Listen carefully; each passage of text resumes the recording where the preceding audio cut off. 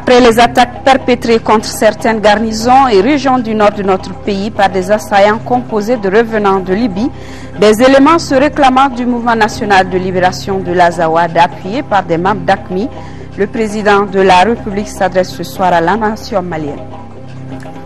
Un seul titre pour cette édition, bonsoir et bienvenue. Suite donc aux attaques perpétrées contre certaines garnisons et régions du nord de notre pays par des assaillants composés de revenants de Libye, des éléments se réclamant du mouvement national de libération de l'Azawad MNLA, appuyé par des membres d'AQMI, au regard des menaces que ces attaques font peser sur la paix et la sécurité dans notre pays, la stabilité et la cohésion entre tous les fils du Mali. Le président de la République, chef de l'État, son Excellence M. Amadou Toumani Touré, garant de l'unité nationale et de l'intégrité territoriale du Mali, notre cher pays s'adresse à ses compatriotes. Suivons ensemble cette adresse du chef de l'État.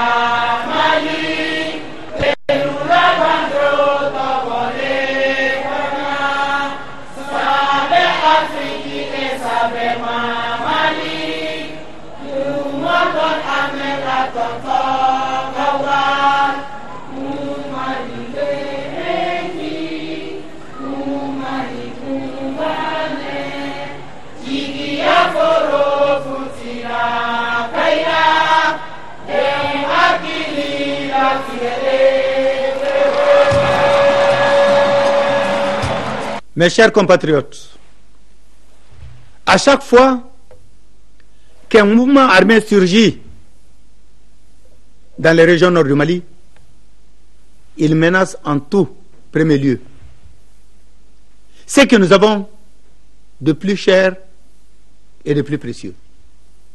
Je vais parler de l'unité nationale. La crise actuelle que nous traversons ne fait pas exception à cette règle, bien au contraire. Je ne me lasserai jamais.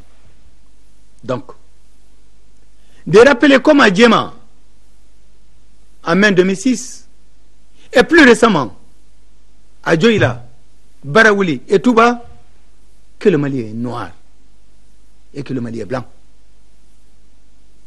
Et d'y ajouter que cette diversité est une force et surtout une richesse que nous devons préserver à tous les prix. J'invite donc l'ensemble de nos compatriotes à garder le sens de la fraternité, de l'amitié et de la solidarité qui nous a toujours caractérisés. Et surtout à éviter le piège de la confusion qu'on essaie d'installer, d'éviter l'amalgame pour ne pas faire tout simplement le jeu de ceux qui ont choisi de troubler la quiétude de notre pays. Alors, je voudrais convier toutes les Maliennes, je voudrais convier tous les Maliens à savoir, retenir, c'est de faire la part des choses.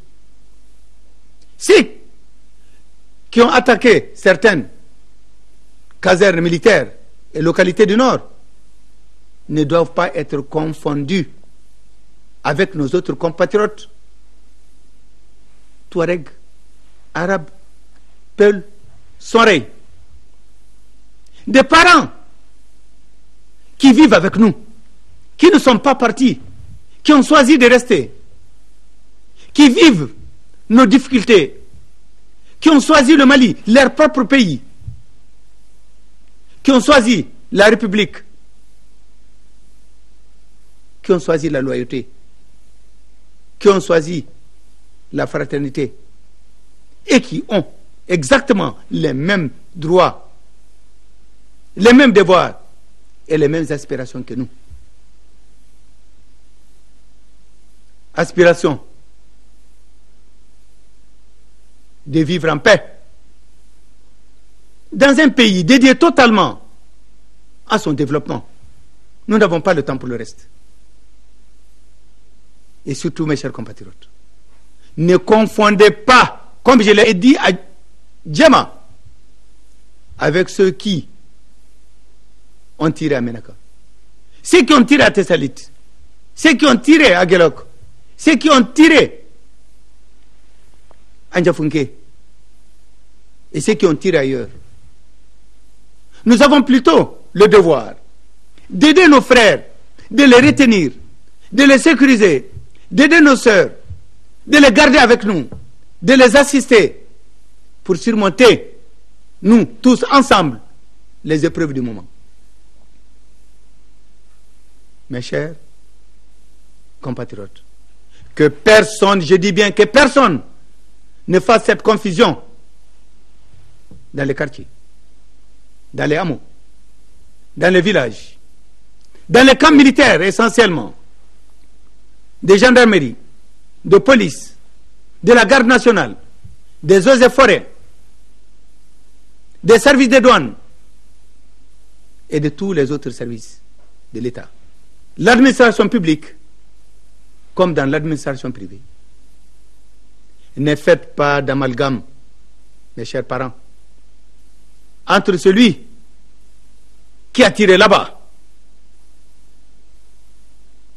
sur un poste militaire et un autre Malien qui vit, qui est avec nous. C'est notre voisin, c'est notre collaborateur, qui travaille et qui s'occupe dignement de sa famille.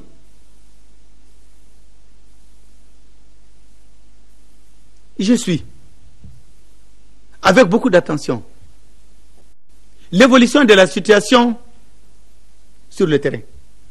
Je demande à ce que l'ensemble des Maliennes et des Maliens se tiennent la main et surtout soutenez notre armée nationale.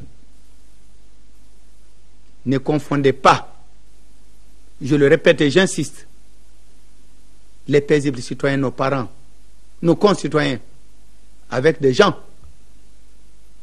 qui ont pris la lourde responsabilité de se mettre au banc de la communauté nationale pour des raisons qu'ils sont seuls à connaître. Au Mali, on n'a plus besoin de prendre des armes pour se faire entendre ou pour se faire admettre. La démocratie offre toutes les voies d'expression à tout citoyen. Je condamne fermement les atrocités commises à Gelok. Inacceptables. Et je salue le comportement héroïque et professionnel des forces armées et de sécurité qui, au prix du sacrifice ultime, ont accompli leur mission de protection des populations. C'est là le devoir d'un soldat. Et c'est cet engagement qu'il a pris le jour de son recrutement. Et c'est cet engagement qu'il a pris le jour du port de ses premières épaulettes. Et c'est le serment qu'il a tenu vis-à-vis de notre peuple et vis-à-vis du président de la République et face au drapeau qui est l'emblème de notre pays. À nos élus disparus. À leurs familles en deuil. Je tiens à présenter les condoléances de la nation tout entière. Les condoléances les plus attristées. Je voudrais dire aux parents, je voudrais dire aux épouses, aux frères et sœurs, et je voudrais le dire tendrement aux enfants, mes chers amis, des soldats tombés sur le champ de l'honneur que leur deuil est celui de la nation tout entière qui sera éternellement reconnaissante et s'y tiendra toujours et pour toujours à leur côté. Mes chers compatriotes, c'est le lieu de réaffirmer notre soutien indéfectible aux forces armées et de sécurité pour leur engagement sur le terrain. L'État, je dis bien, mobilisera tous les moyens au plan de l'équipement, au plan de la logistique, au plan de l'entretien des hommes, pour leur permettre d'accomplir efficacement leur mission de préservation de l'intégrité territoriale et de la protection des personnes et de leurs biens. Et je veux enfin dire à tous nos compatriotes ceci. Les assaillants, retenez bien, ont choisi le harcèlement sur le terrain pour exercer une pression sur l'opinion et par conséquent nous opposer les uns aux autres. Mais, quelles que soient les difficultés, le Mali vaincra pour préserver l'héritage commun aux Maliens du Nord, aux Maliens du Sud, aux Maliens de l'Est et aux Maliens de l'Ouest. Héritage, fruit de siècles de brassage, de solidarité et de fraternité. Mes chers compatriotes, aujourd'hui notre pays connaît une situation très difficile. C'est le moment de nous ressaisir. J'invite l'ensemble des Maliennes et des Maliens. J'invite notre presse. J'invite la société civile. J'invite les partis politiques. J'invite les Maliens où qu'ils soient de nous donner la main, de ne pas jouer et surtout de ne pas nous laisser entraîner dans la colère. C'est exactement ce que ceux-ci veulent. Ceux qui ont tiré et qui continuent à tirer sur nous, c'est ce qu'ils cherchent. Aujourd'hui dans l'armée, dans les forces armées de sécurité, et même sur le terrain, certaines de nos grandes unités sont conduites par des officiers Touareg, par des officiers Peul, par des officiers arabes, par des officiers Soreï, par des officiers Bobo et autres, qui se battent, qui souffrent, et qui se sacrifient ensemble, si besoin en est, pour la sécurité de notre patrie. Chez vous, dans vos quartiers, dans vos villages, dans vos hameaux, dans vos villes, dans vos lieux de travail, vous avez votre frère Touareg, votre frère arabe, votre frère Peul, qui a choisi de rester avec nous. Gardez-les, aidez-les, protégez-les, réconfortez-les. Ceux qui ont créé et qui créent des problèmes ne sont pas dans nos villes et nos campagnes d'ici. Ils sont là-bas et ils exercent leurs besoins. Mes chers compatriotes, je sais que vous avez compris ce que je voulais vous dire. Ça vient du cœur. Et je sais que chaque fois que l'occasion m'est donnée de vous parler, vous m'avez écouté et surtout entendu. Je vous remercie de votre très aimable attention.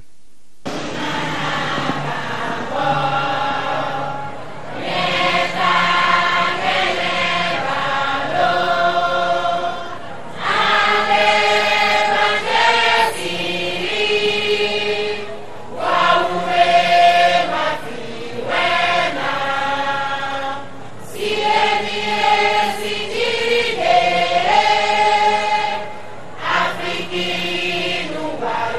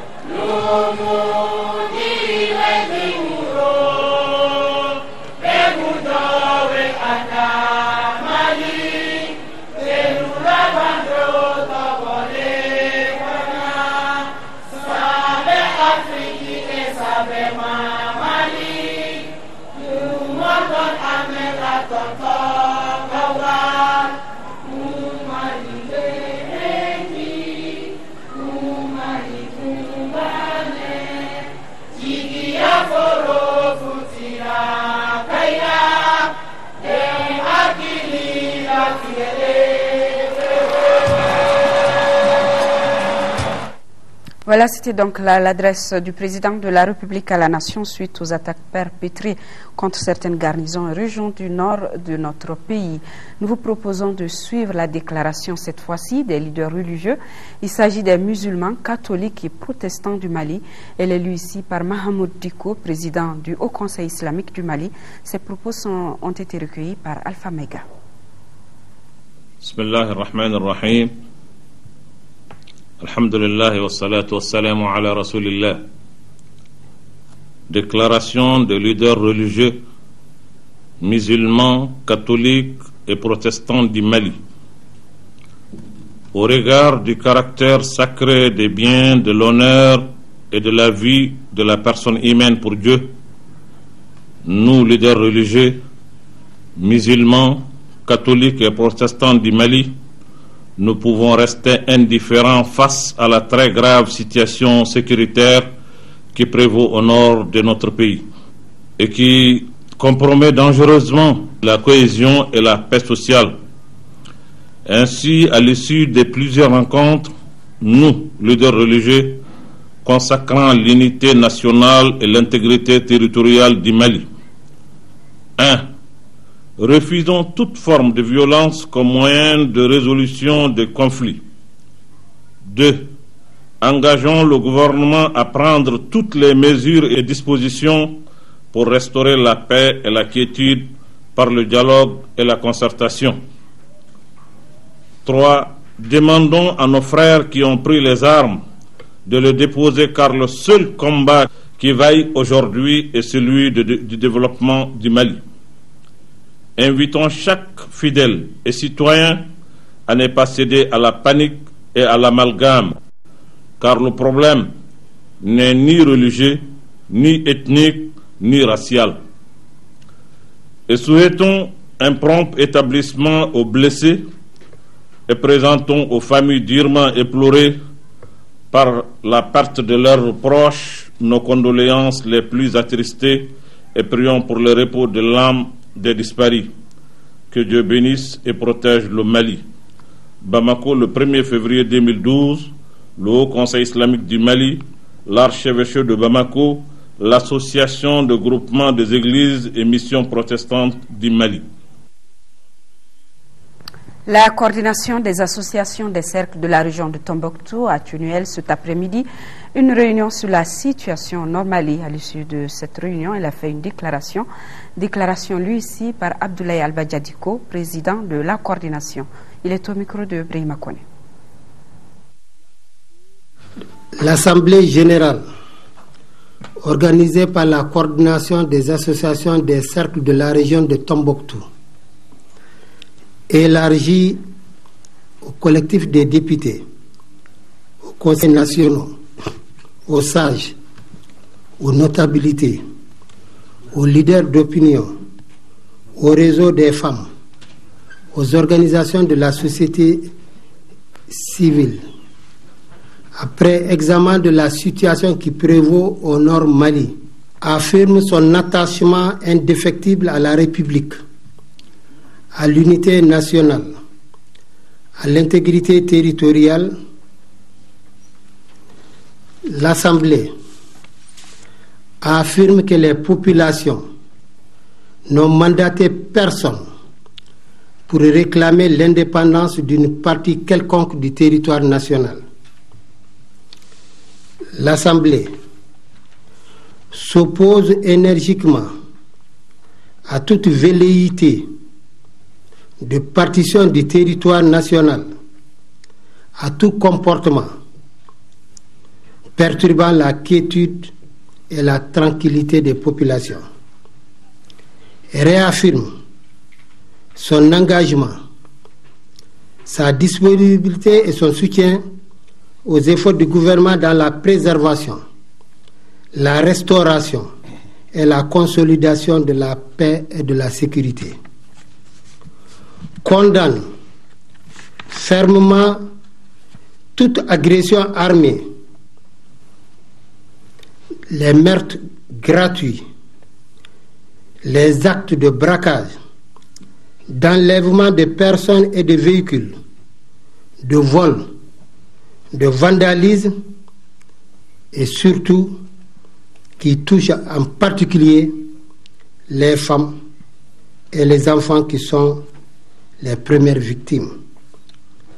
Demande aux autorités administratives, politiques et militaires d'user de tous les moyens légaux pour rétablir la sécurité et mettre hors d'état de nuire les auteurs de ces pratiques barbares. Lance un appel aux populations de la région afin qu'elles contribuent à travers une collaboration franche et loyale avec l'administration et les forces armées et de sécurité à l'instauration d'un climat de paix, de sécurité et de quiétude sociale. L'Assemblée invite la presse à plus de discernement et de professionnalisme dans le traitement de la problématique de la question au Nord Mali. Condamne toute forme d'amalgame qui consiste à s'attaquer à un citoyen à raison de la couleur de sa peau et de son habillement. Rejette vigoureusement les arguments fallacieux avancés par les agresseurs pour justifier leur objectif machiavélique. Lance un appel pour plus de solidarité entre les différentes communautés de notre pays. Fait à Bamako, le 1er février 2012, l'Assemblée. Suite donc à la situation qui prévaut au nord du Mali, plusieurs communiqués nous sont parvenus. L'Union nationale des travailleurs du Mali s'inquiète de l'embrassement soudain des régions septentrionales du pays. Elle ne s'explique pas aussi les raisons objectives qui motivent le retournement des armes apatrides de quelques Maliens contre leur pays. Elle condamne fermement cette agression et félicite les forces armées et de sécurité pour leur détermination et pour les sacrifices consentis. Les origines profondes de cette sinistre situation méritent d'être éclaircies jusqu'à leur obscure et lointaine source. Si malgré les efforts de développement en cours dans ces régions, l'atteinte à l'unité nationale et à l'intégrité territoriale se manifeste irrésistiblement, alors la nation doit impérativement conjurer le mal. L'État assume une responsabilité historique devant l'événement et doit y apporter une réponse ferme pour le service de la patrie. En ces heures d'incertitude, l'Union nationale des travailleurs du Mali exige des plus hautes autorités la protection des populations et des travailleurs. Et cet autre communiqué de la Confédération syndicale des travailleurs du Mali, CSTM, le comité exécutif national de la CSTM, vu les attaques perpétrées par les bandits armés dans les villes de Menaka, Aguelhok, Andraboukan, Tessalit, Léré et Niafenké, ayant fait des pertes en vies humaines, tant du côté de la population civile que du côté de nos forces armées, condamne avec la dernière rigueur ces attaques armées et dénonce le mutisme du gouvernement autour de ces atrocités. Le comité exécutif national de la CSTM réitère son soutien aux forces armées et de sécurité du pays et demande au chef de l'État, chef suprême des armées, de prendre toutes les dispositions afin que de tels actes ne se reproduisent plus.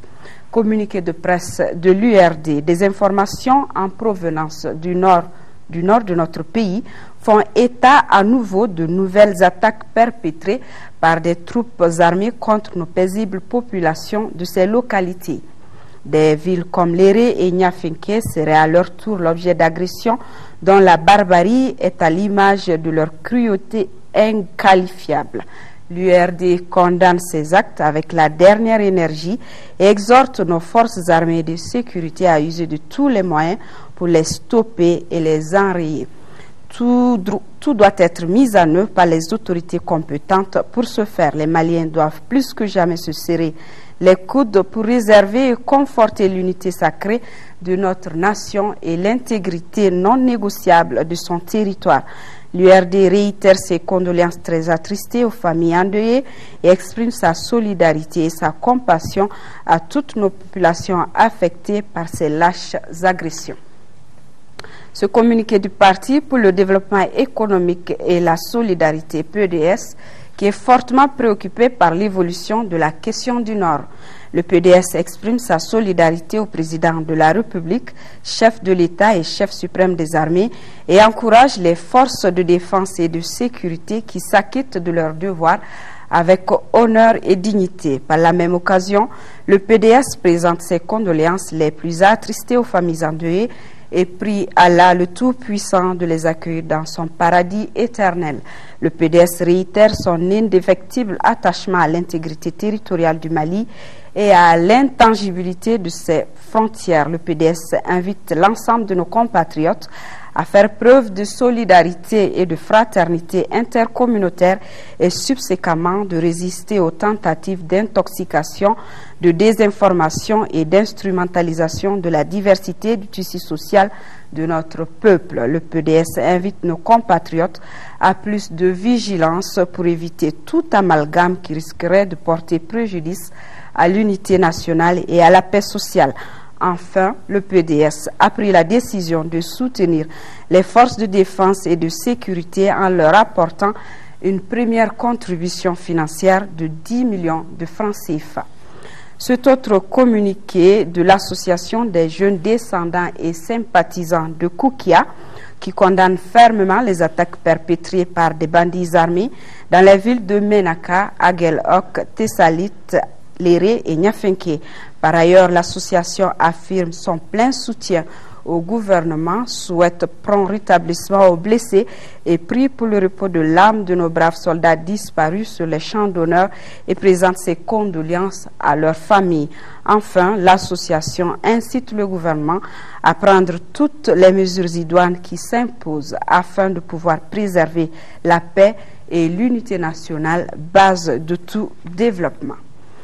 Et nous sommes mercredi, donc le Conseil des ministres s'est réuni en session ordinaire après examen des points inscrits à l'ordre du jour. Le Conseil a adopté des projets de texte, entendu une communication et procédé à des nominations. Ibrahima Diombele est avec moi dans ce studio pour vous livrer son contenu. Bonsoir Ibrahima. Bonsoir Aïssata, mesdames et messieurs, bonsoir. Au chapitre des mesures réglementaires sur le rapport du ministre des Affaires étrangères et de la coopération internationale, le Conseil des ministres a adopté un projet de décret déterminant les cadres organiques des consulats généraux à Abidjan et à Paris. Le décret numéro 0407 du 31 mars 2004 déterminant les cadres organiques des missions diplomatiques et consulaires prévoit un poste de secrétaire agent comptable dans tous les consulats généraux à l'exception de ceux de Paris et d'Abidjan où le poste prévu est celui de régisseur. Cette situation qui s'expliquait par la présence dans la même ville de l'ambassade du consulat a révélé les difficultés dans la pratique. Par le présent projet de décret, il est proposé de réviser les cadres organiques des consulats généraux à Abidjan et à Paris en créant le poste de secrétaire agent comptable en lieu et place de celui du régisseur de recettes. Sur le rapport du ministre de la Justice, garde des Sceaux, le Conseil des ministres a adopté un projet de décret portant acquisition de la nationalité malienne par voie de naturalisation.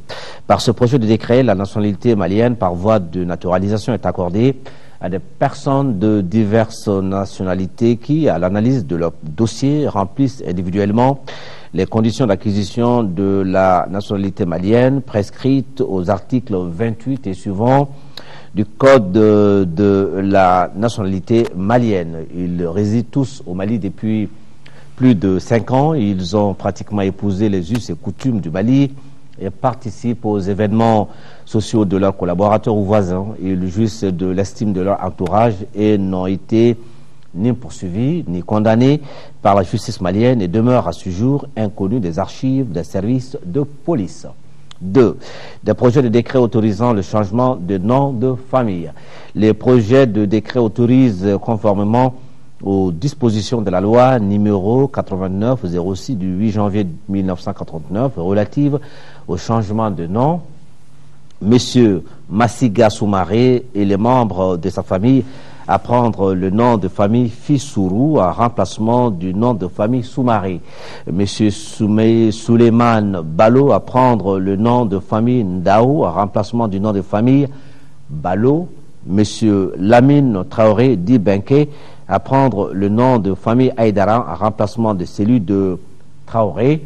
Monsieur Zantigui Nissaman et les membres de sa famille à prendre le nom de famille Diarra en remplacement de Nissaman. Sur le rapport du ministre du Logement, des Affaires foncières et de l'Urbanisme, le Conseil des ministres a adopté un projet de décret portant affectation au ministère de la Culture d'une parcelle de terrain sise au quartier Saint-Coré dans la commune de Djéné. Par le présent projet de décret, la parcelle de terrain, objet du titre foncier numéro 116 de Djéné, d'une superficie de 6 arts 0 centiards, est affectée au ministère de la Culture. La dite parcelle est destinée à la construction de la maison du patrimoine de Djéné, qui aura pour vocation la documentation, la recherche et la conservation du savoir-faire de Djéné et de l'histoire de la ville. Au chapitre des mesures individuelles, au titre du ministère de l'Élevage et de la Pêche, conseiller technique, Saïdou Tembeli, vétérinaire et ingénieur d'élevage, Modibo Sangaré, vétérinaire et ingénieur d'élevage, Madame Mariam Senou, vétérinaire et ingénieur d'élevage, Youssouf Sanogo, ingénieur des eaux et forêts, chargé de mission, Évariste Fousseni Kamara, gestionnaire, inspecteur en chef adjoint à l'inspection de l'élevage et de la pêche, Alphonse Témé, vétérinaire et ingénieur d'élevage, inspecteur à l'inspection de l'élevage et de la pêche, Sekou Mokhtar Karabenta, inspecteur des services économiques, Cheikh Nassou, inspecteur des finances, Madame Djaï Aïssé Keita, vétérinaire et ingénieur d'élevage, Issa Traoré, inspecteur des services économiques. Directeur général du laboratoire central vétérinaire, Boubacar Ousmane Diallo, vétérinaire et ingénieur d'élevage. Au titre du ministère des Affaires étrangères et de la coopération internationale, conseiller à la communication à l'ambassade du Mali à Abidjan, Madame Diallo Oulematou, journaliste et réalisateur. Deuxième conseiller à l'ambassade du Mali à Ottawa, Amadouba, inspecteur des finances. Deuxième conseiller à l'ambassade du Mali à Rabat, Yaya Habib Sissoko, professeur. Secrétaire agent comptable à l'ambassade du Mali à Accra, Alassane Maïga, contrôleur du Trésor. Secrétaire agent comptable à l'ambassade du Mali à Ottawa, Boubacar Gano, inspecteur des services économiques. Secrétaire agent comptable à l'ambassade du Mali à Conakry, Ousseini Boré, contrôleur des finances. Au chapitre des communications, au titre du ministère de la Justice, au titre du ministère de la Jeunesse et des Sports, le Conseil des ministres a examiné une communication relative au cadre de politique de développement de la jeunesse et son plan d'action 2012-2016. La question de la jeunesse est une priorité dans la politique de développement et de lutte contre la pauvreté dans notre pays. À ce titre, le gouvernement et les partenaires au développement ont consenti d'importants efforts en vue d'assurer la promotion de cette tranche de la population à travers la mise en œuvre de programmes, de projets et de politiques sectorielles. Cependant, les défis à relever restent considérables et compte tenu de la place déterminante des jeunes dans le processus de développement du pays, l'existence d'un cadre global de référence pour le développement de la jeunesse est devenue nécessaire pour rendre plus visible la question des jeunes et éviter les actions ponctuelles. Le document cadre de politique de développement de la jeunesse est élaboré dans ce sens. Il part de l'analyse de la situation de la jeunesse pour déterminer les éléments de la politique en termes d'objectifs stratégiques, d'orientation, de financement et de suivi-évaluation. Il s'articule autour d'une vision commune, transversale et consensuelle sur la place et le rôle de la jeunesse dans le processus de développement du pays, dans la réduction de la pauvreté pour la croissance. La politique cadre en faveur des jeunes et qui s'inscrit dans les engagements du Mali et dans la politique générale du pays prend en compte le CSCRP 2007-2011 et le PDS. Elle constitue un cadre de référence qui cible les adolescents et jeunes âgés de 15 à 25 ans sans discrimination aucune et vise l'épanouissement, le développement des capacités, des compétences et des potentialités, l'employabilité et le leadership des jeunes. Elle assure la convergence et la cohérence de l'action gouvernementale en prenant en compte les politiques sectorielles et s'inscrit dans la durée. Le document cadre de politique de développement de la jeunesse est assorti d'un plan d'action à mettre en œuvre sur la période 2012-2016 pour un coût global de 31 milliards 22 455 000 francs CFA environ. Aïssata Ibrahim. Merci Ibrahima Diombélé. Nous poursuivons cette édition avec le président de l'Assemblée nationale qui a reçu en audience l'ambassadeur de Turquie au Mali et celui du Mali aux États-Unis. La question du Nord, le renforcement de la coopération entre le Mali et les deux pays sont les sujets évoqués. Alpha Mega. Ici, à l'Assemblée nationale, en ce premier jour du mois de février, le président de l'institution reçoit ainsi l'ambassadeur de la Turquie auprès de la République du Mali. Une vingtaine de minutes d'échange au centre, le renforcement de la coopération entre le Mali et la Turquie. Le président de l'Assemblée nationale du Mali, le professeur Diankounda Traoré, a été invité à effectuer une visite dans ce pays. Un pays qui s'intéresse de plus en plus à l'Afrique. Monsieur le président de l'Assemblée nationale a accepté l'invitation avec plaisir. Monsieur le Président était déjà 2 fois en Turquie. Cette fois, ça va être une visite officielle. Il y a des relations entre les 2 parlements déjà. Il y a un groupe d'amitié parlementaire en Turquie. Et avec cette visite, je crois on va avoir cette opportunité aussi, avoir peut-être des parlementaires maliens en Turquie pendant cette visite officielle.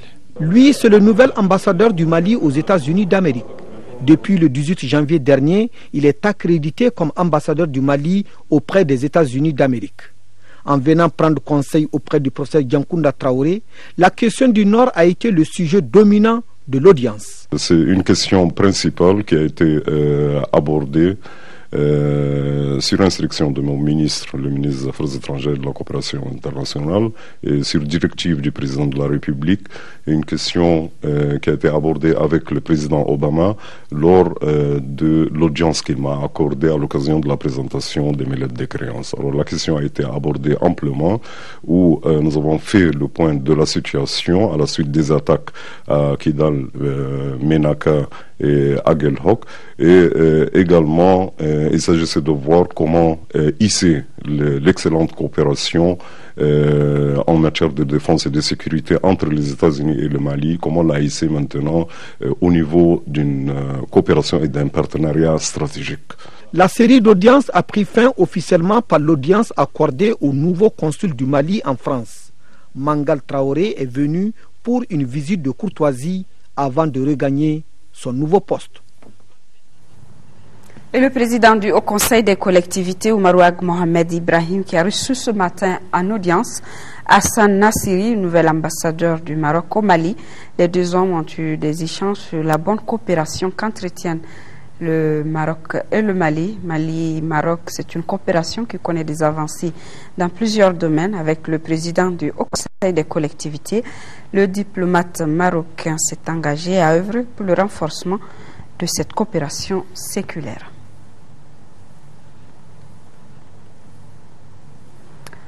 Comment assurer aux différentes forces politiques du Mali un accès équitable aux médias publics pendant les élections de 2012? La question est au centre d'un séminaire de formation de 2 jours. Il vise à renforcer le cadre de dialogue entre les différentes parties prenantes au processus électoral pour relever le défi de la bonne organisation des élections 2012. Prennent part à ce séminaire les représentants des partis politiques, ceux de la presse nationale et d'autres acteurs concernés. Bourama Traoré. Va-t-on vers un accès équitable des différentes forces politiques du Mali aux médias publics en période électorale?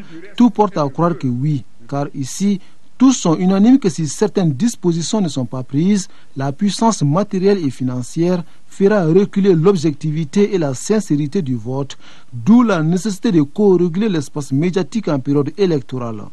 Il apparaît donc nécessaire d'accorder à tous ceux qui compétissent dans le cadre d'un processus électoral une certaine égalité en ce qui concerne l'accès aux médias publics. En ce qui concerne les médias privés, des échanges doivent être établis entre eux et les différents candidats avec l'appui des pouvoirs publics pour que les coûts des prestations médiatiques soient les plus supportables possibles. C'est pour bien gérer cet enjeu que se tient ce séminaire de formation sur la co-régulation de l'espace médiatique en période électorale. Un séminaire de 2 jours qui regroupe les représentants des partis politiques et ceux de la presse nationale. Ensemble, ils mènent une réflexion commune sur un mode de régulation conforme aux principes démocratiques. Ensemble et en synergie, les partenaires nationaux du processus électoral au Mali sauront, comme ce fut par le passé, convenir et surtout réussir l'organisation d'élections libres, fiables et transparentes. Un pays si cher à la francophonie. Quant au ministre de l'administration territoriale et des collectivités locales, il a rappelé la volonté du gouvernement de relever les défis de la bonne organisation des élections à venir. Pour le général Kafona Koné, le Mali se doit de préserver jalousement les acquis de ses 20 ans d'exercice démocratique. Le souci primordial, à mon sens, qui soutient le processus électoral, est de parvenir à tenir des scrutins transparents, crédibles et apaisés. Le confort de la démocratie implique que le subjectif, la fureur de l'instant, n'étouffe pas l'objectif et la vertu apaisante de la durée. Au cours de ce séminaire, les échanges seront focalisés sur les règles à observer par les partis politiques en période électorale et la dimension inclusive d'une couverture médiatique des élections. À ces thématiques s'ajoute l'expérience française en matière du pluralisme et de l'accès aux médias en période électorale. La société sud-africaine ANCA et le ministère de l'Environnement et de l'Assainissement signeront bientôt un mémorandum pour le traitement des eaux usées déversées dans les stations d'épuration de la zone industrielle. Dans ce mémorandum, la société sud-africaine s'engage à améliorer la qualité des eaux déversées dans le fleuve. Les produits sont déjà en phase d'expérimentation. Le ministre de l'Énergie et de l'Eau s'est rendu cet après-midi à l'Agence nationale de gestion des stations d'épuration du Mali pour voir le processus de traitement. Mohamed Diarra. Ceci est une bonne nouvelle pour les populations de la zone industrielle. Elles pourront dans les jours à venir respirer de l'air pur. La bonne nouvelle a été annoncée par la société sud-africaine AMCA. AMCA signera très prochainement un mémorandum avec le ministère de l'Environnement et de l'Assainissement. La société sud-africaine va fournir au Mali des produits chimiques pour le traitement des eaux usées déversées dans la station d'épuration de Soutiba, ce qui devra permettre d'améliorer aussi la qualité des eaux déversées dans le fleuve et du coup protéger l'écosystème. Les produits sud-africains sont en phase d'expérimentation actuellement au niveau de l'Agence nationale de gestion des stations d'épuration. Les techniciens se disent déjà optimistes quant à l'efficacité des produits en question. Ils ont donné des explications au ministre de l'Énergie et de l'Eau qui était en visite dans la zone. L'objectif consiste à traiter la question dans son intégralité et dans l'intégralité de l'agglomération bamakoise, parce que nous ne voulons pas nous contenter de traiter les problèmes qui se posent ici seulement. Il faut avoir une approche holistique qui traite l'ensemble du problème et ce dans la durée, parce que les solutions palliatives ne sauraient satisfaire un gouvernement qui est habité par le souci de procurer aux populations de ce pays le plus grand bien-être possible. Le mémorandum qui sera signé s'étend sur 5 ans et comporte 5 volets. Premier volet, la solution des problèmes urgents qui se posent aujourd'hui.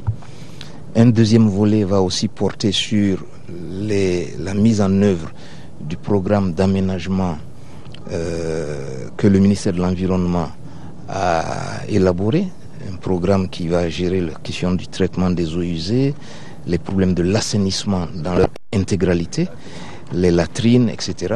Toutes choses qui vont aboutir à une situation qui soit écologiquement plus intéressante pour les populations de Bamako, mais qui aussi ait le moins d'impact sanitaire ou autre sur ces populations. Conscient des difficultés que connaissent les populations riveraines, la société sud-africaine s'engage à trouver une solution pérenne à celle-ci. Le premier objectif du mémorandum est de faire en sorte de mettre en place un partnership, parce que l'Afrique du Sud n'est pas en dehors de l'Afrique, c'est un pays qui prend part dans le cadre de la coopération sud-sud. Et le deuxième aspect, c'est de pouvoir faire en sorte que les populations puissent bénéficier d'une eau plus traitée et plus utilisable. Et le troisième point, c'est d'établir ici un centre d'académie pour la gestion des eaux usées afin de former et mettre une expertise à la disposition du Mali. La gestion de ce problème dépend en grande partie des tanneries qui se trouvent dans un état défectueux. Contrairement aux rumeurs qui circulaient sur la qualité du riz offert par le Japon au Mali, les 12 000 tonnes ne présentent aucun danger pour les populations bénéficiaires. C'est l'une des principales informations issues de la conférence de presse organisée par le Comité national d'éthique pour la santé et les sciences de la vie. Ramata Konate, compte rendu. Le tremblement de terre qui a frappé le Japon en mars dernier a semé le doute sur la qualité du riz offert par ce pays au Mali, laissant ainsi libre cours à des rumeurs sur le caractère nocif de ce riz. Pour donner aux populations la bonne information, le président du Comité national d'éthique pour la santé et les sciences de la vie rassure. Le commissaire à la sécurité alimentaire nous a donné des informations très utiles.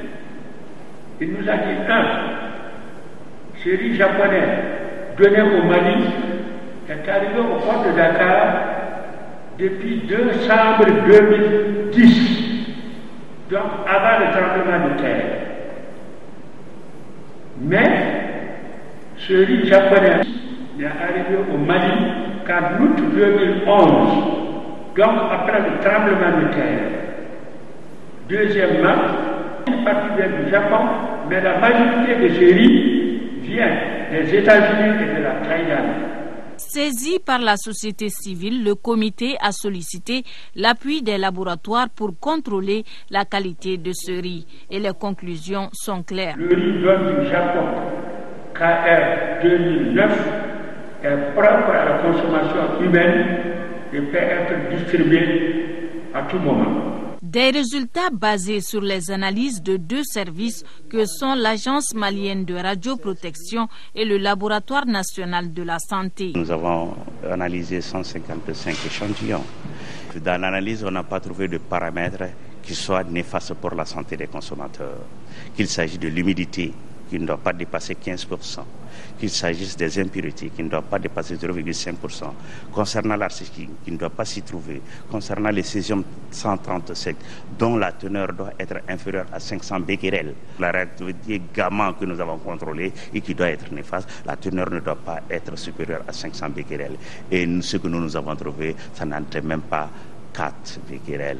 La quantité de riz dont il est question est estimée à 12 000 tonnes. Actualité politique en 2e région, l'Alliance pour la démocratie au Mali, ADEMA-PSJ, vient de tenir à Banamba sa conférence régionale des sections. Elle avait pour but d'informer et de sensibiliser les militants à la base sur la vie du parti et les perspectives pour les élections de 2012. La conférence était présidée par le professeur Dionkounda Traoré, président de l'ADEMA. ORTM Koulikoro, le reportage de Omar Traoré. Cette conférence régionale de section du Parti africain pour la solidarité et la justice ADEMA-PAIJ s'est tenue au stade municipal de Banamba en présence d'une forte délégation du comité exécutif du parti, des membres du bureau des femmes, de la jeunesse ADEMA et des délégués des sections venus des 7 cercles de la 2e région. Ce rendez-vous de Banamba a permis au coordinateur régional des sections de Koulikoro de faire étalage de l'état de santé du parti ADEMA au niveau des sections et les perspectives pour les élections de 2012. Il a ensuite affirmé avec satisfaction le bilan positif du parti. Ici, nous disons que le parti va bien, et même très bien. La preuve nous a été donnée au cours de la mission d'information et de sensibilisation du comité exécutif que nous avons eu l'honneur de diriger dans les 7 sections de la région, en compagnie d'une forte délégation de la coordination du 4 décembre 2011 au 8 janvier 2012. Partout où nous nous sommes rendus, nous avons trouvé que les sections s'étaient fortement mobilisées pour appliquer à la lettre les recommandations contenues dans la feuille de route des sections envoyée par la direction du parti. Camarades présidents, Conformément à l'esprit de cette feuille de route, nos sections ont participé à toutes les étapes des préparatifs des élections et resteront vigilants et mobilisés pour la suite, afin que tous nos électeurs aient leur carte. Un forum intercommunautaire sur la paix et la sécurité s'est ouvert ce matin à Caille. 200 délégués maliens et étrangers débattront pendant 2 jours des litiges fonciers et transfrontaliers, la cohésion nationale entre les zones du Nord et celles du Sud. Ils échangeront également leur expérience en matière de promotion de la paix et de la sécurité. Ces assises bénéficient de l'appui du partenaire suisse et la cérémonie d'ouverture s'est déroulée en présence du ministre délégué chargé de la décentralisation. Reportage depuis Caille de Siaka Konaté.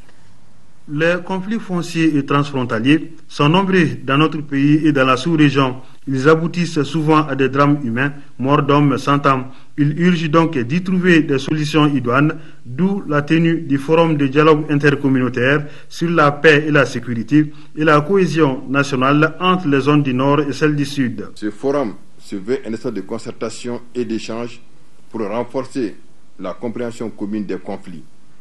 Il vise à renforcer la conscience et la cohésion nationale sur les questions de paix et de sécurité, ainsi que les mécanismes pour promouvoir les bases durables d'une véritable culture de paix et de sécurité dans le pays en général et dans les régions de Caille, Koulikoro, Sikasso et Septentrion en particulier. Le forum est organisé par le comité de suivi des dialogues intercommunautaires avec l'appui financier du département fédéral des affaires étrangères de la Suisse.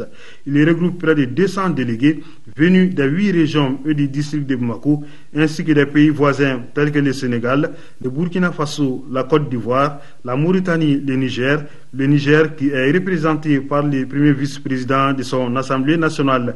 Ils vont mener la réflexion sur l'origine, les causes des conflits fonciers et transfrontaliers et feront des propositions pour une meilleure prévention et gestion de ces conflits. En contribuant à l'organisation de ces assises, les partenaires suisses veulent soutenir les initiatives porteuses de paix et de sécurité dans la sous-région. Nous estimons que le forum qui s'ouvre aujourd'hui est particulièrement significatif de par les vertus dont il est porteur. Nous pensons que par le travail que vous allez engager aujourd'hui et demain, vous allez, à travers un dialogue franc, courtois, utile, participer directement au travail d'apaisement, au travail de compréhension mutuelle, à un travail de proposition.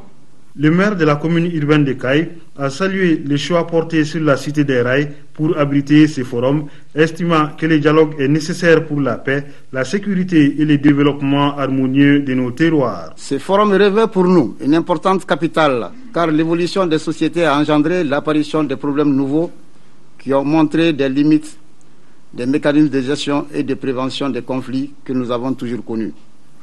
Ainsi, la région de Caille, qui traîne le plus fort taux de conflits, sera à travers ce forum le point de départ d'une nouvelle approche de dialogue intercommunautaire pour la paix et la sécurité. Le ministre délégué auprès du ministre de l'administration territoriale et des collectivités locales, chargé de la décentralisation, David Sagara, a dit le soutien du gouvernement à cette initiative, avant d'ajouter que les autorités accompagneront la mise en œuvre des recommandations qui en seront issues. Il a d'autre part mis l'accent sur la prévention et la gestion pacifique des conflits.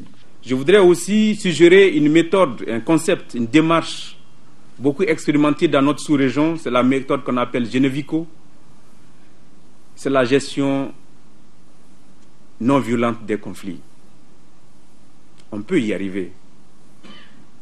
La gestion non violente des conflits se base sur le dialogue, comme l'instance d'aujourd'hui, sur le consensus et l'intermédiation, à travers une bonne mise efficace des stratégies de prévention. La situation au nord et les élections que notre pays s'apprête à organiser se sont invités au débat. Concernant les premiers points, Mme Carole a souhaité que l'on trouve très rapidement une solution à ces problèmes. Pour ce qui est du deuxième point, le ministre David Sagara a appelé à des élections apaisées. En 5e région, un forum des gestionnaires des ressources naturelles de la région vient de se tenir. Objectif, identifier et valider des stratégies de survie collective en cas de sécheresse dans la région de Mopti. L'initiative est de la société coopérative des nomades du Sahel d'Ambé Mali. De Mopti, Yaya Boko. L'année 2011 s'est caractérisée par une situation pluviométrique et hydrique très mauvaise. Face à la question, la société coopérative des nomades du Sahel d'Ambé Mali, une émanation de l'ONG Delta Survie, a organisé la présente rencontre de tous les gestionnaires traditionnels et modernes des ressources naturelles de Mopti pour trouver une réponse à certaines questions adéquates. Identifier, développer et valider des stratégies de survie collective d'ici avril 2012. Trouver des solutions dans l'urgence face à la crise alimentaire qui prévaut cette année dans la région. Qu'est-ce qu'il faut faire pour sauver les animaux? Qu'est-ce qu'il faut faire pour sauver les humains d'ici fin avril?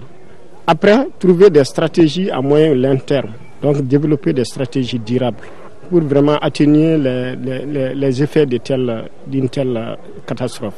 Comment sécuriser toutes ces stratégies qu'on va mettre en place? Selon l'autorité régionale, pour aboutir à une solution durable du problème, un changement de comportement collectif devient une nécessité. En effet, les régions du Sahel, et plus particulièrement celle de Mopti, sont constamment confrontées à des catastrophes et pénuries alimentaires dont les conséquences se traduisent par des famines pour les populations et le cheptel, par des migrations massives et par des conflits communautaires souvent très sanglants. Au terme du forum, des stratégies collégiales urgentes et durables ont été dégagées pour sécuriser les populations et réduire le taux de migration des jeunes et sauver l'écosystème du delta intérieur du Niger. A signaler que la société coopérative des nomades du Sahel d'Ambé Mali a pour objectif la préservation et l'intégration de la culture nomade, promouvoir l'éducation et la formation professionnelle des populations en milieu nomade.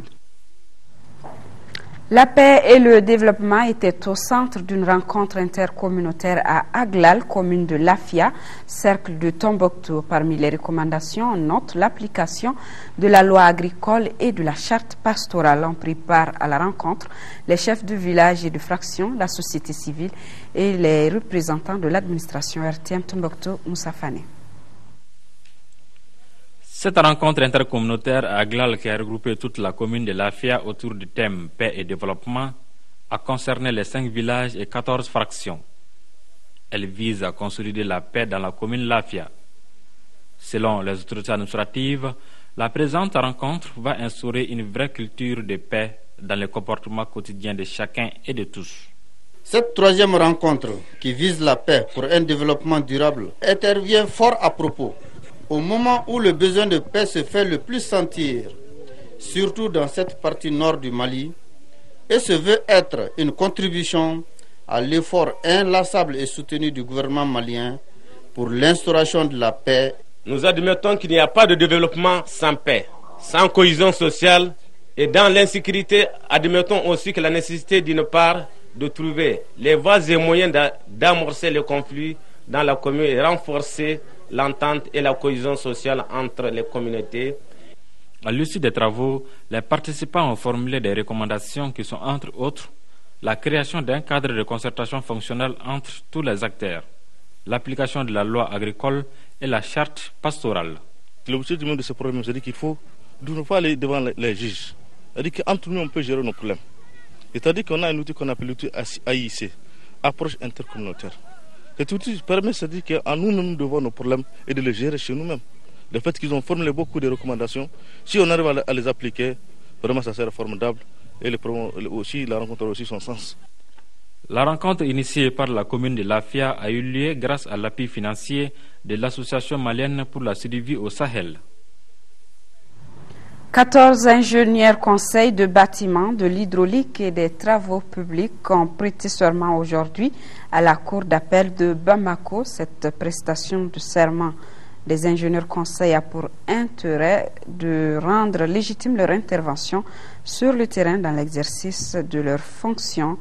Les ingénieurs conseils, après avoir observé les termes du serment, ont juré d'exercer leur profession avec conscience, probité et de respecter la loi dans tous les travaux. Voilà donc 14 ingénieurs conseils de bâtiment, de l'hydraulique et des travaux publics qui ont prêté serment aujourd'hui à la Cour d'appel de Bamako. La maison du Hadj a tenu la 7e session de son conseil d'administration. Les administrateurs ont examiné le rapport d'activité 2011, validé le projet de programme d'activité 2012 et validé le projet de budget 2012. Un budget qui passe de 261 millions à 267 millions de francs CFA. Abdrahman Mega. Avec un budget de 267 millions de francs CFA adopté au cours de la 7e session de son conseil d'administration, la maison du Hadj entreprendra courant 2012 la réalisation d'un certain nombre d'activités, au nombre desquelles le recouvrement des contributions des pèlerins, la formation et la sensibilisation sur le pèlerinage dans les capitales régionales du Mali, le traitement informatique des données statistiques du pèlerinage 2011. Ajouté à cela, la réflexion sur une rencontre sous-régionale sur le pèlerinage et l'élaboration du chronogramme pour la campagne. La réussite de cette campagne du pèlerinage 2011 découle essentiellement de la consolidation du système rotatif du transport terrestre pendant la phase rituelle, initiée par les autorités saoudiennes en 2010, et la mise en exécution des nouvelles initiatives des autorités maliennes. Parmi ces nouvelles initiatives figurent l'affrètement d'un gros charter, le calibrage des bagages, l'uniforme des pèlerins et l'installation d'un système d'interconnexion entre le ministère du Hadj en Arabie Saoudite et les services de la maison du Hadj. À la maison du Hadj et aux délégations d'Arabie Saoudite d'améliorer la qualité de leurs prestations. Les efforts déjà déployés dans le domaine de la formation, de la sensibilisation et de l'éducation religieuse doivent continuer et se renforcer pour permettre à nos pèlerins de mieux appréhender tous les contours du pèlerinage. 2012 verra également le renforcement des capacités des agents de la maison du Hadj en management et en informatique, la réalisation de micro-programmes et de sketchs de sensibilisation et d'éducation religieuse, la formation hebdomadaire des pèlerins sans oublier les activités préparatoires de la campagne de pèlerinage 2011.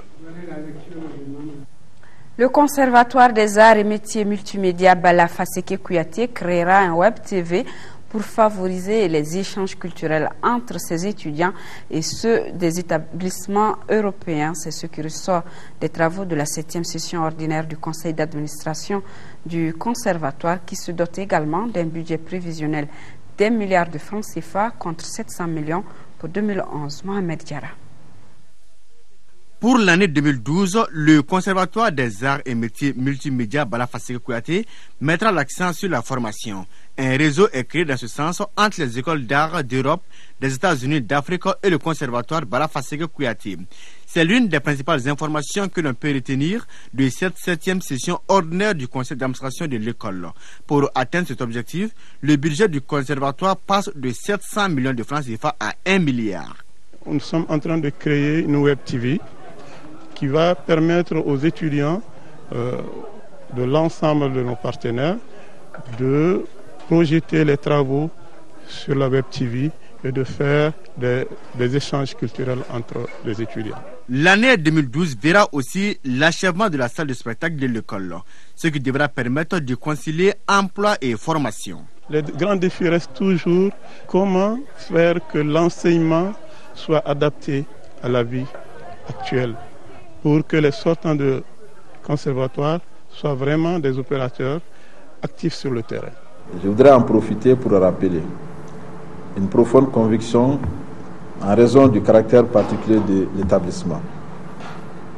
C'est celle des nombreuses disponibilités du conservatoire à faire qu'à leur sortie, les diplômés puissent vivre aisément de leur acquis. Le Conservatoire des arts et métiers multimédia Bala Faseke Kouyaté est un établissement à vocation sous-régionale. Il est sollicité par bon nombre d'étudiants étrangers de la sous-région, un véritable facteur d'intégration. Joli coup de filet de la brigade territoriale de gendarmerie de Kalabankoro. Elle vient de mettre aux arrêts Mohamed Sissé, spécialisé dans la confection de faux diplômes, attestations et permis d'occuper. Le reportage de Amadou Ouattara. Diplômé de l'École nationale d'administration ENAM, Mohamed Sissé, directeur des études du centre de formation Founé Diarra de Kalabankoro, s'adonne depuis 5 ans à cette pratique. Il s'est spécialisé dans la confection de faux diplômes, attestations et permis d'occuper. C'est le samedi 24 janvier 2012 que la brigade de Kalabankoro a eu à interpeller le sieur Mohamed Sissé en possession d'un lot important de formulaires de faux diplômes, d'attestation de tous les niveaux d'études au Mali. Il avait aussi en devers lui des faux permis d'occuper. Au moment de son arrestation, il détenait sur lui des faux cachets de plusieurs responsables du pays et a déjà mis dans le circuit un nombre incalculable de faux diplômes. C'est qu'il avait aussi des faux cachets portant le sceau de certaines autorités administratives, à savoir le directeur national des examens et concours du Mali, le préfet de Kati, celui du régisseur des domaines de Kati. Ce qui est à condamner dans toute cette histoire-là, au niveau de l'armée, pendant les recrutements dans l'armée et dans les forces de sécurité, il a eu déjà à intégrer pas mal de ses clients. Les faits n'a cependant pas voulu dénoncer ses clients ni ses complices, malgré la pression des forces de sécurité. Ce résultat est le fruit de l'effort conjugué de la population et de la brigade territoriale de Kalabankoro. Je m'adresse à ceux qui sont encore hésitants. N'hésitez plus, pour le moindre soupçon, la moindre information, n'hésitez pas à contacter la brigade. Je dis à la population de rester calme, d'éviter la vindicte populaire. Les forces de sécurité sont là. Donc pour toute information, adressez-vous aux forces de sécurité. En attendant d'être traduit devant la justice, Mohamed Sissé médite en ce moment sur son sort à la brigade territoriale de gendarmerie de Kalabankoro. Vigilance à la population, musique, alerte et la porte de l'histoire, c'est le titre des maxi-singles que Tiken Diafa Koli a présenté hier. C'était au cours d'un point de presse que l'artiste a donné dans son fief à l'espace Radio Libre à la cité UNICEF de Bamako. Cette production qui sortira le 25 février prochain rend hommage aux dirigeants africains qui ont accepté l'alternance. Dans ce maxi-single, Tiken s'exprime en même temps sur l'actualité politique du continent. Le reggaeman a mis également à profit cette rencontre avec les journalistes pour annoncer son retour en Côte d'Ivoire, un départ prévu pour juin 2012. Pour plus de précisions, suivez plutôt cet entretien qu'il a accordé à notre reporter Modibo Soare.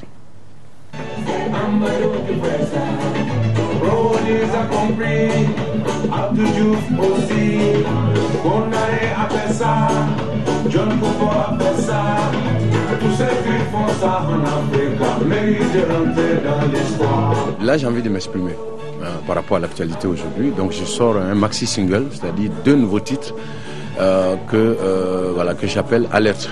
Alerte pour essayer d'alerter les pays où il y aura des élections cette année, leur dit simplement de tout faire pour éviter l'erreur que nous on a faite en Côte d'Ivoire. Mais il y a aussi un titre qu'on appelle la porte de l'histoire.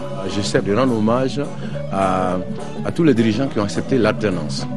Tous ceux qui ont accepté l'alternance dans leur pays. Je pense que le fait d'accepter de partir du pouvoir, cette action a donné un coup de fouet à la démocratie et à la stabilité dans leur pays. Donc je pense à des gens comme Léopold Sédar Senghor, des gens comme Nelson Mandela, des gens comme John Kufuor au Ghana, Jerry Rawlings au Ghana. L'actualité nous oblige à parler du président Amadou Toumani Touré, qui c'est vrai ne s'est pas encore prononcé officiellement, mais tout le monde sait qu'il y a des signes qui prouvent qu'il va arbitrer ces élections et que les Maliens vont choisir un président. Et je pense que à travers ce geste-là, le président Amadou Toumani Touré rentre en tout cas dans l'histoire selon la jeunesse africaine. Donc modestement, je représente.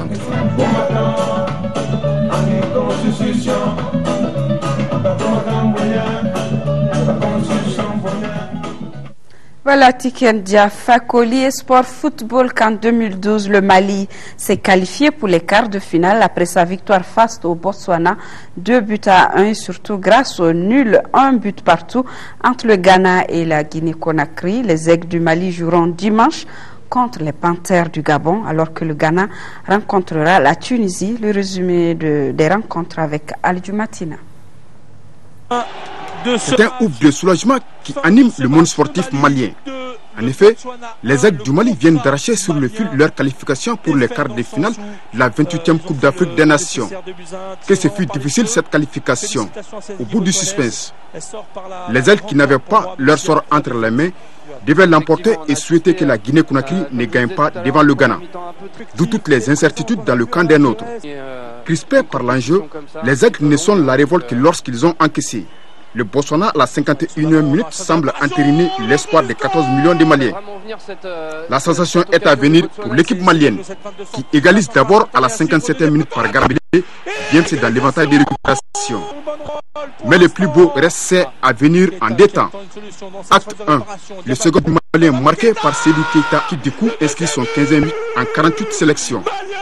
Acte 2, c'est celui de l'euphorie lors du coup de sifflet final de l'autre match, puisque le série national de la Guinée est tenu en échec un but partout par les Black Stars du Ghana. Du coup, le Ghana 7 et le Mali 6 points se hissent en quart de finale. Ainsi, ce dimanche, les Aigles affronteront les Panthères du Gabon et les Black Stars du Ghana croiseront le fer avec les Aigles de Carthage de la Tunisie. Voilà, retenez la principale information, c'est donc le message du président de la République à la nation suite aux attaques perpétrées contre certaines garnisons et régions du nord de notre pays. Le président de la République a appelé à l'unité. Fin de cette édition. Merci de l'avoir suivi et que Dieu bénisse le Mali.